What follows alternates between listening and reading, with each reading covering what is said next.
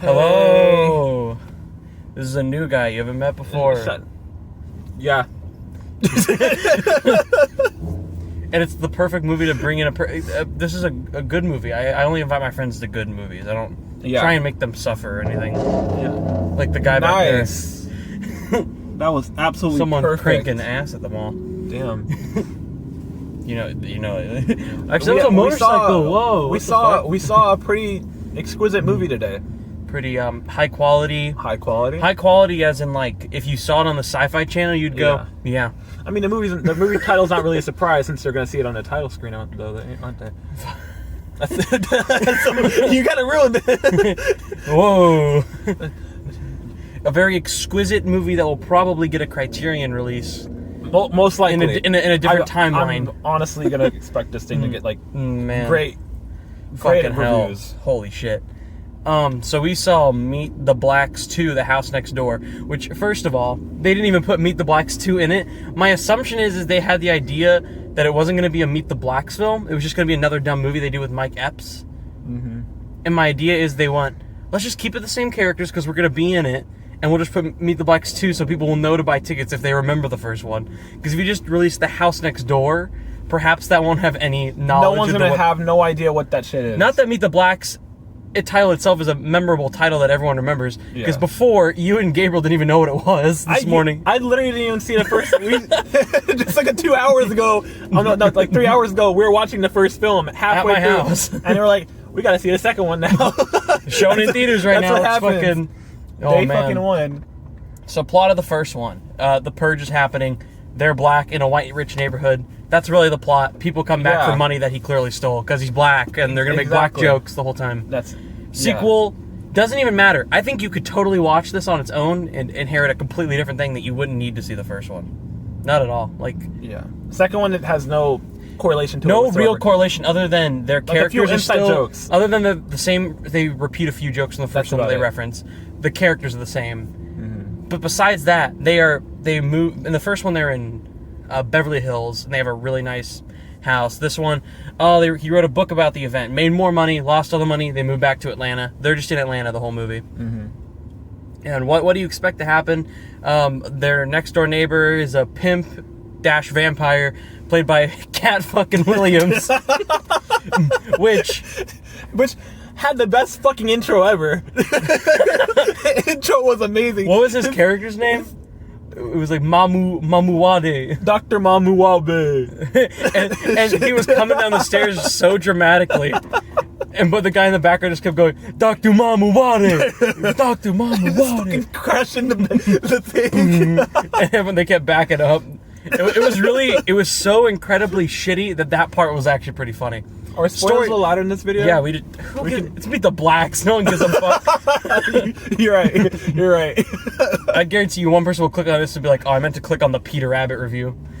No one gives a fuck about it. The fact that Peter Rabbit's above Meet the Blacks 2 should say something. Man. Oh, man. Fucking love Meet the Blacks 2. Me too. Get the House Next Door. I'm sorry. House Next Door. Again, Meet the Blacks 2, not put in the title. So story is really just the pimp moves next door. It turns out that vampire, quick spoilers, just wants to get Carl Black's wife and turn her into a vampire and make it his wife. And that's the whole story. It seemed like there was a lot of cutting, honestly. I feel they took a lot of stuff out. You can just tell just based on watching the movie.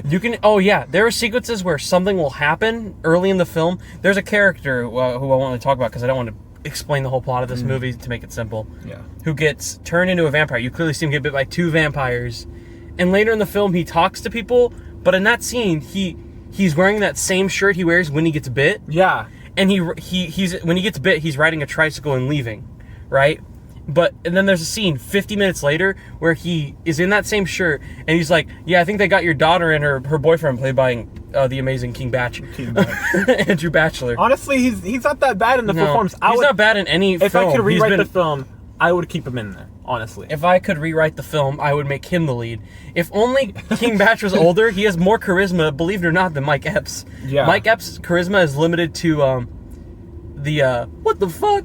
That's his charisma. Is like that's the what the personality. Fuck. It is. It's just it's always that question, what the fuck face. Yeah. Even Marlon Wayans, as much as I don't think his comedy is great, he puts in more energy into a role than Mike Epps ever does. You can tell that the budget was $1 million just based on the film. And all that money, you could tell, went strictly $950,000 of it went to the actors and the cameos that are in this movie, and then the other $50,000 went to the few soundtrack titles and the fucking terrible visual effects and lighting in this movie.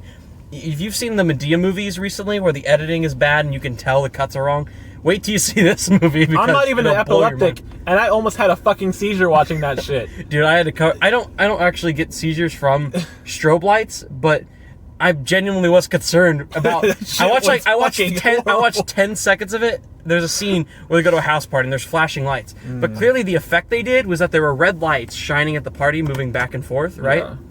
But instead of anything happening with the red lights, what they did was they added a blue flash over the entire scene to make it look like it was at the party, but it wasn't. So the camera was out of focus, and it was just a fucking light. It's like someone was like... Even if you could watch it and you don't have epilepsy and you don't get headaches easily and you're not like that close to the screen, maybe on a small TV, they're gonna kill some people. You won't be able to see what. And there's no warning. I guarantee you in a week, I guarantee you someone's gonna make a complaint and they're gonna have Meet the Blacks 2 warning epilepsy. They did that for other movies, Incredibles 2 and a recent one that I didn't even go to see, but I saw it at home. Yeah.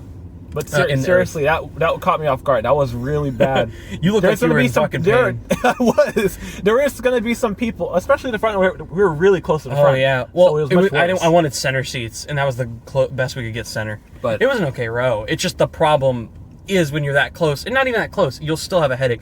I have a problem. Notice everyone was laughing during the movie consistently, and then when that happened, it got silent. I'm very curious.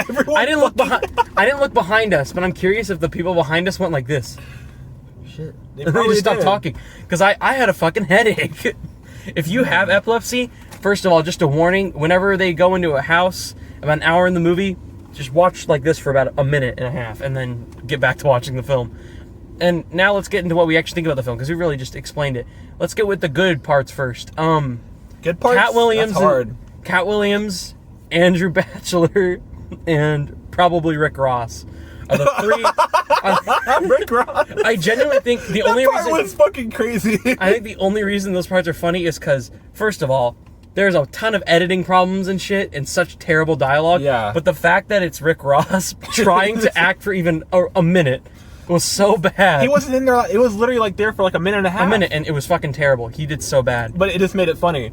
It's because it was Rick Ross. Yeah. He first started talking and Jacob just went.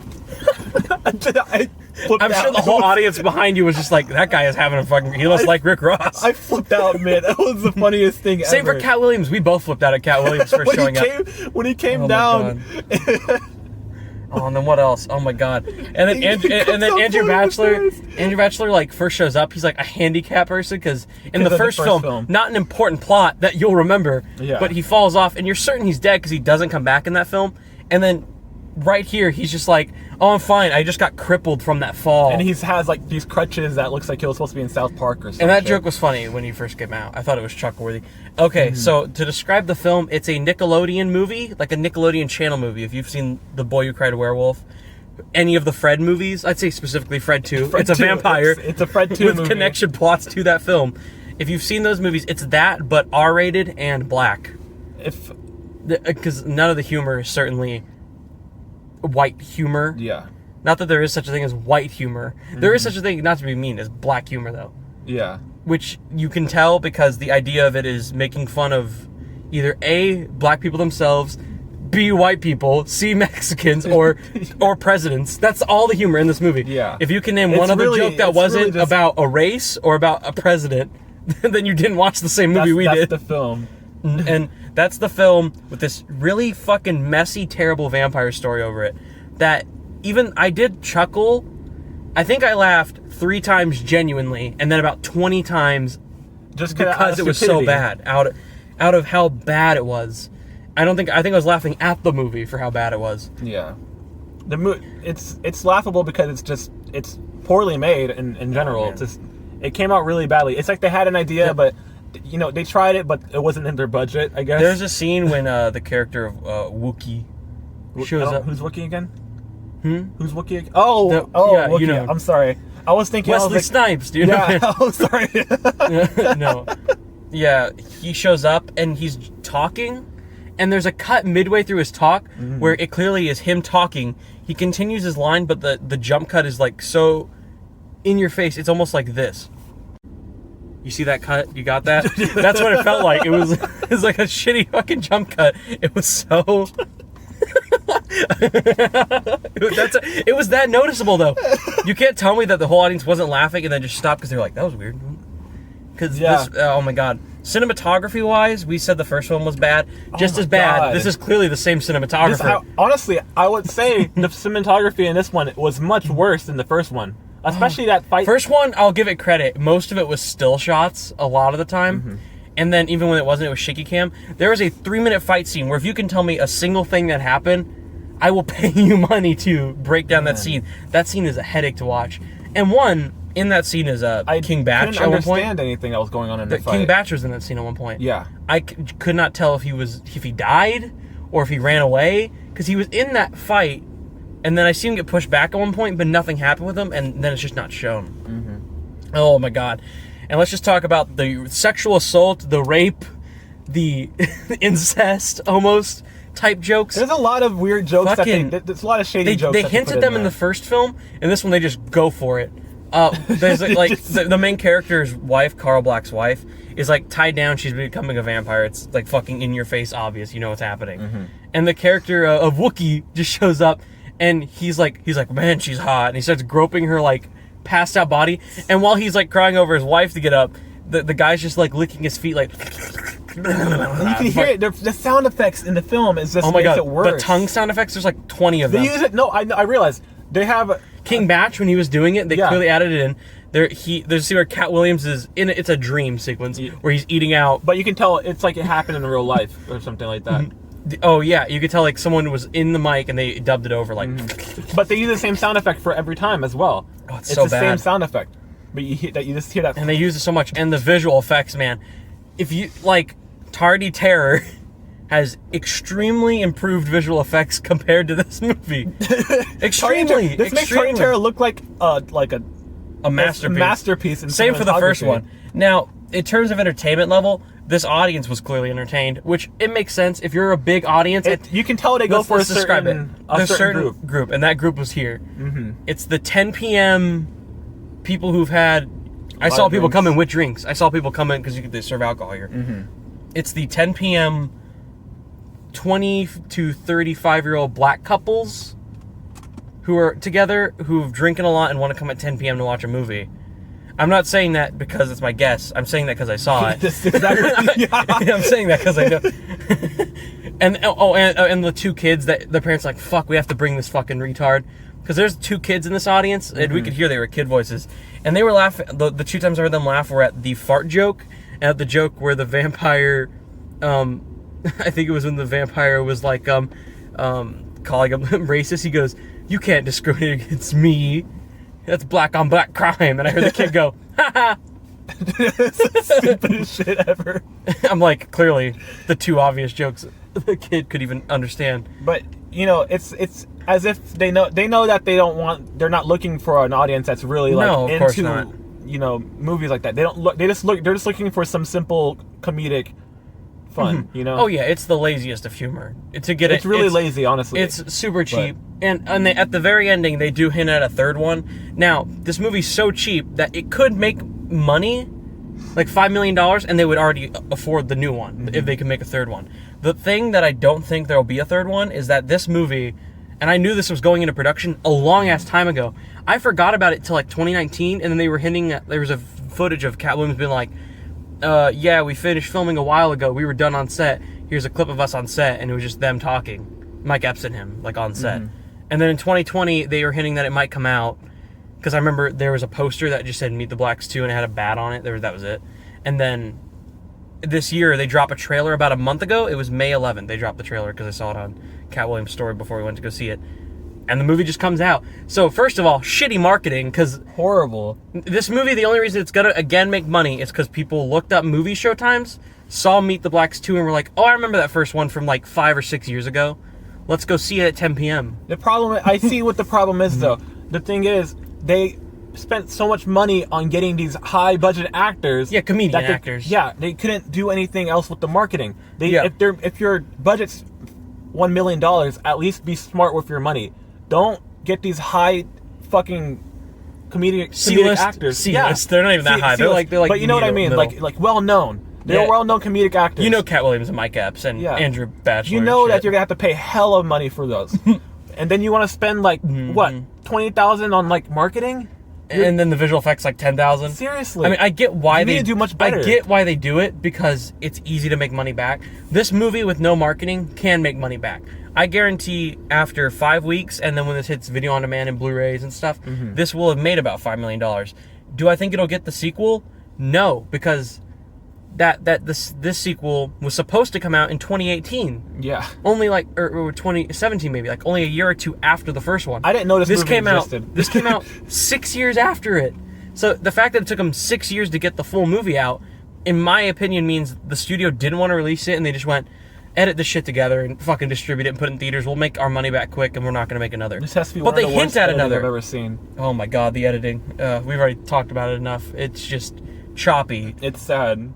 Honestly, it's simple because you're in a dialogue scene with just some jokes.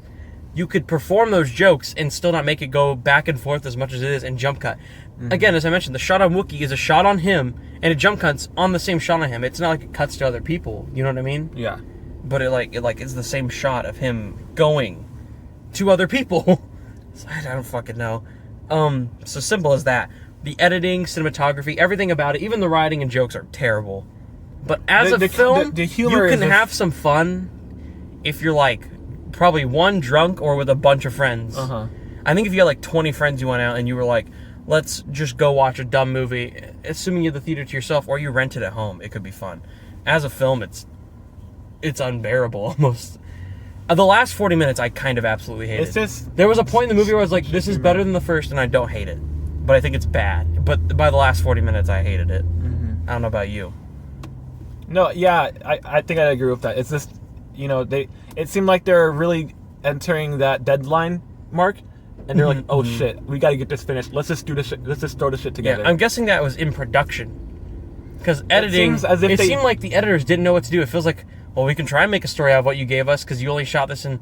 I wouldn't be surprised if this took longer than 2 weeks to shoot. If this took longer than 2 weeks, I'd be amazed. We could shoot this in 2 weeks easily, and we could pay a visual effects guy $10,000 and we would get this. Not even $10,000. Again, the Charlie Terror visual effects, the VFX themselves were done for $300, and they look way better. They look much better because the person we know actually took time on it. This could have easily been a Photoshop guy who was like, "Oh, drag." It looks that bad, and some of it could have been like iMovie effects that you dubbed over it. The effects of the vampires, being destroyed. That has to be the worst part. I'd say. Like they get a little orange blob in them. They just got a masking effect. Veins. They just used a poorly masking effect. That's all they disappear that way. And then when they cut away, the people are like, "Oh, they died." And then you just look at the ground; it's just like a bunch of shitty prop ashes you could buy online for $1. Oh, so overall, I'm pretty sure they went to Party City for their props. Overall, a chuckle-worthy film, maybe. Maybe because most of it you're laughing unintentionally at how stupid it is, at how bad and poorly made it is. You're laughing at the movie, but there are some chuckle-worthy moments. If you have a crowd like this and if you know it's your type of film, go and see it. You're gonna like it if you know it's your type of film. I honestly don't hate the haunted house movies with Marlon Wayans. I thought those are both okay, and the scary movies, the first 3 for sure hold up. It seemed that like their scary movie was probably like their most. It seemed like they got a lot of inspiration from the scary movie franchise. They definitely did. My more guess is they got it from A Haunted House 1 and 2, because those came out before Meet the Blacks 1, and those were done for $1 million and made back money quick. And their idea probably was, "Oh, I'm Mike Epps. I'm a comedian I'm a C-list comedian that no one watches anymore, who's 50, just like Marlon Wayans. I can make a movie for $1 million and get back $10 million, and have a hot wife in the film, and then get the fuck out." And then that's what they did twice. It's a simple structure that people like to use a lot. I'll give them credit. The third movie they set up is the Ghetto Ghost Hunting Squad. That sounds funny. Which would be, what is it, Lil Duval. It would be... Snoop Dogg was in there. Snoop Dogg was in there. Snoop Dogg. Which I don't know how they're going to... Danny Trejo, Mike Epps, and then there was one other person. Was it Rick Ross in there? No, Rick Ross wasn't there. I can't remember who the other was. Rick Ross was. I'm still over the fact that Rick Ross. Oh no, the last one was Wookiee. Yeah, Wookiee as well. Yeah. So it's the five kind of. Now I wonder if they're going to call it. I wonder if they're going to call it The Ghost Squad? The Ghost Squad, or if they're going to call it Meet the Blacks 3, which wouldn't make sense. The Ghost Squad. They have to call it Ghost Squad, but... My guess is they're going to do, again, what they did here, which is call it... If they make it, they probably won't. It would be called Meet the Blacks 3, The Ghost Squad. But when you go see it in theaters, it's just going to bring up The Ghost Squad. And then some narrator, probably Wookiee next time, because the first one was narrated by Carl Black. This one, for some reason, was narrated by the daughter, who has a fucking pointless role in this movie. Doesn't make sense why the daughter... She's not even the main character. Why would you make her the narrator? That was a weird decision by in the opening scene, they made her the narrator, like, set it up. And the next one will be narrated by Wookiee, be like, look at this fucking shit. We are the Ghost Squad. Okay, but I wouldn't be mad if Wookiee was the narrator, because honestly, Michael Blackson is pretty funny. Michael Blackson is... He's only funny because he has a lot of energy. His jokes aren't funny. No, it's only because it's him. His jokes are, I am black. And I'm African. black, and I say fuck really aggressively. And bitch. Mother sucker! That's it. That's all it is. That's him. Oh, man. Alright, so... You mother sucker! You look like a fucking toenail. Or some shit like that. That's what he says. Oh, yeah, and they make fun of how gross his feet look. Again, like they did in the first one. I knew they were going to call him and shoot choke. I thought he would die, but they didn't kill him. Anyway, if you're going to see a film this week, Peter Rabbit 2 is out. Go. Which sounds interesting. I kind of want to watch that one. It's, believe it or not, really good. We watched the first one today as well. Really good. Really good. We were laughing a lot more at that than we did at either of the Meet the Blacks movies. So what would you rate this out of 10, since you're the guest? Honestly, giving it a rating is kind of hard, not because it's bad, but I don't really know what to rate this. It's just confusing. But it's fair. Out of all this, I'd probably give it a 2.5, mainly because of the fact that it is better than the first one. Not by a lot. Definitely not by a lot, but it was definitely better than what I expected it to be. The first one's definitely a 1 out of 10 movie. We were all sitting there watching it completely bored. Maybe even a 0.5. I wasn't bored. I was there like, okay, but I could be seeing something way fucking better. What I liked about this one, what they did better on this one than what they had in the first one was that this one is much more structured tightly, to where the story's not all over the place like the first one was. It's still a terrible fucking story that's messy, but it isn't like I don't know what's happening. That first film, there's times where you're just like, I don't know what this means. Here I can kind of get it. I was really lost with the story. It's fairly simple that he's trying to take over his wife. Now, sure, there's stuff that's not explained well. There's a fucking voodoo doll thing. Yeah. That doesn't make sense in this movie. There's a lot that's not explained, but... You gotta get the voodoo doll. Honestly, the only characters that are important in this film are Carl Black and Gronut. Everyone else is pointless. Technically, the son was pointless too. He was in scenes, but he just didn't do anything. He didn't make sense. Same for the daughter. King Batch was like... It's almost like they got all these people for chuckle-worthy moments out of the film, because the movie itself would have only been like 50 minutes if they didn't get them. The son's importance in the movie was, I got weed, but I just wanted you to know it, Dad. That's it. Yeah, his friend. That's all he's in there. Oh, your son's got weed, but do you want some? That's it. He's like, you got weed. It's like, no, Dad, no, we don't. But we do. Funny. Very funny. Yeah, you give it a 2.5 out of 10. 2.5. I'd give it pretty good. I think a fair rating is a 2.5 out of 10. It is like, I would watch this again with a bunch of friends if I like had nothing to make fun of it. Yes, definitely. It could be great with like 20 friends to make fun of it, and then for the few moments that actually are funny to have there.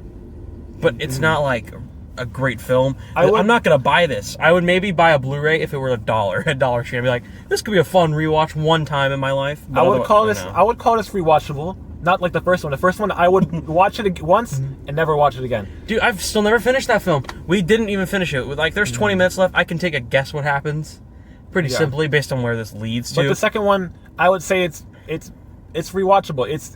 I'm able to sit down and keep watching it without being bored, at least. Yeah. Because it was still entertaining in a way where it's just like, I don't want to stop watching this. I want to see what happens next, even though it's stupid as hell. Yeah, but by the time you're done with it, it's like, just get over it. What the fuck is this? That's how you feel afterwards. So yeah, both 2.5 out of 10. 2.5. I'll make sure to put my Peter Rabbit 2 review up because I've already recorded that. Oh, but I'll review the Hitman's Wife's Bodyguard soon, and I'll get that up. Because that's the first one. I haven't seen. That's coming out in a week. Yeah, I didn't even know it was a film. I recommend both. They're both pretty okay. Better than this. Much better. Any film is better than this, honestly. Yeah. Well, Artemis Fowl could have came out again. I would rather watch Artemis Fowl again than watch this shit. Really? I like this. I would rather watch this. Oh, no. I'm sorry. Not this one. The first one I meant. I'm sorry. Not this one. Even then, I'd rather watch Meet the Blacks Artemis Fowl, because at least Meet the Blacks had a reason maybe to be King made. Batch. King Batch is there. King Batch is definitely the highlight of every film that he's been in, honestly. Yeah, seriously, like, past Vine, I don't hate him. He has potential. He just needs to be putting it in the right places. He's been in some good movies. I thought the first Babysitter was actually really good. Yeah. It was really fun to watch. They need to put him in and good movies, Greenland. though. Have you seen Greenland? No. It was a disaster film, and it actually wasn't that bad, because it wasn't, like, focusing on the disaster. It was, like, the paranoia of it itself. Mm-hmm. And he's in one scene where he interacts with Gerard Butler, and he was the best part of that scene. I was like, oh, he's actually pretty good. Give him a fucking genuine movie to be in, a lead comedy, like maybe like a second lead role in a comedy or a drama or something. I think he can be good, but you have to give him a good film. Don't throw him into shit like this where his joke is going to be like, I eat your daughter out good. What do you think they should improve upon in their films? If the third one's to be made, what would they need to improve on? Everything. Everything, of course, but like what are some the writing. major details? The core thing is the writing. Because, like, you can have a shitty edited film, but sometimes have some funny moments. I've watched A Haunted House 1 and 2 with Marlon Wayans. They're hated films by most people. Yeah. I actually kind of like A Haunted House 1 and 2. I watched them with Gabriel and them. They're fun. There's some really funny moments in them. If it was more funny and more, like, quick-paced, these movies have scenes that go on for too long. Those just kind of go on quick. If you have some good writing, like the original Scary movies, I'd say, you would have a better film, even with shitty editing. Editing and writing could improve an entire film, because these performances aren't great, but you're not looking for great performances, you're looking for stupid, dumb shit to make you laugh. So improve on the writing and editing, the thing that people will care about. Because editing is what paces the comedy, and writing is what makes the comedy. You got those two things, you got at least a solid comedy you could get. Yeah. At least in laughs. Definitely writing. I'd also add on to that by saying, I think they should have more action. Like, improve upon what you're doing for your action. But they won't. They're not, but this is what I wish they would do. This is what I wish they would do, is like they improve upon their action, because there was barely any action besides the last, and it's fucking terrible, yeah. But you're really wanting them to improve on the budget then to get action. Most of the movie is really just conversation. Hello for the ending. My phone died in this car, so we came back to my house really quick just so we could finish the ending. What we were talking about is that I said they should improve on the budget of the action, because if they had more of a budget, that's where the action would logically improve. And I said that things that's mostly conversation, which it is, because it's just, every 5 minutes is just like it's just talking the entire movie. Yeah, it really is. It's like the Medea movies, like especially the Boo ones and the funeral and the later ones, where it felt like they limited their budget, like back $5 million, shot it quicker, and all they had was like 10-minute scenes of people talking. These go by a little bit quicker. They're not like, there's that parlor scene where they're like in their own like room in the living room in their house in the Medea movie, the first one, Boo Medea Halloween, and it's 23 minutes long. Never that long, but it drags on. And I agree with him. If they had more action, more shit to happen. This isn't even a spoof film. Is this a spoof of anything, really? No. Because the first one... It's its own original, honestly. I'll give it that. It takes inspiration from other vampire films, like cliche ideas from them. But the first one is like a Purge parody. It's the same plot as the Purge, but it's a comedy. This is not a spoof of anything. It's a one. Yeah, but at least this has something. It has original it's an original story at the most part. Which is original good. As in not based off something. Yeah. It's not fully original. It's clearly like a vampire story. Neighbors of vampire. Fred 2. Same shit. It's Fred 2. It's Fred 2. Black people edition. That's what it is. Tyrone 2. Night of the Living Tyrone. Is that what it would be called? Is that a bad joke? It's about the humor they would put in this movie. Yeah. That type of shit. Alright, so we both gave it a 2.5 out of 10. We do not recommend it, but if you are going to watch it drunk or with like a bunch of friends do shit on the film.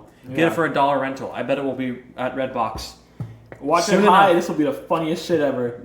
Well, that could be any movie. Yeah. I think I did read on the website for this because I was looking it up. The movie was supposed to release on June 11th, and it said, and then very soon after, Blu-ray and digital release. And I'm like, how soon is soon? Because what if this comes out like tomorrow? And they're like, it's already at home. And everyone who went to that theater would be like, I paid $13 for this shit. Seriously. I can't imagine. I would be pissed if it was at home out of nowhere. But yeah, Hitman's Wife's Bodyguard. I'm gonna review that soon. Disappointing. And then maybe we'll go see something soon. Well, honestly, I wasn't even disappointed from the film because this is exactly what I expected. So. Yeah, it went past both our expectations. We expected worse than the first one somehow. We watched the trailer here. We didn't laugh once. They did use the Black China joke in the movie. I thought that was cut. Oh my god, you look like Black China. What was his other line he said right after that? He's like, what is it? You look like... It was like, you look like a woman but with like goat teeth or something shitty like that. Yeah, I didn't hear that part. I was just he kept going. I was still laughing at the Black China. The Black China joke is surprise. Insert image of Black China here. That's what you would do. Hey, Black China. Put that in. I hope you put that in like that. Unless if you put it like that, that'll be so that'll be the thumbnail. That'll be the thumbnail. Us pointing at the post. Let's do the thumbnail right now. All right, that's it. You want to say goodbye?